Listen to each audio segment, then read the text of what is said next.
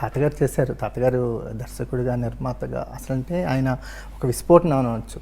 అసలు ఏ కేటగిరీలు అంటే ఏ బాధ్యత తీసుకున్నా ఆ బాధ్యతలో ఒక పారామీటర్ సెట్ చేశారు.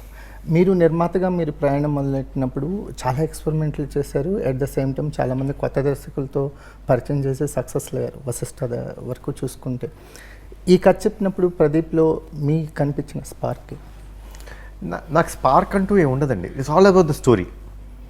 ఆ స్టోరీ నాకు యాప్ట్ అనిపిస్తుందా, ఆ స్టోరీలో ఎమోషన్ ఉందా, elements, is it commercial enough, I'm able to say something new, ఆ ఆస్పెక్ట్స్ ఉంటాయండి. ఆ ఆస్పెక్ట్స్ ఉన్న వెంటనే నాకు నచ్చింది, I said okay I do this.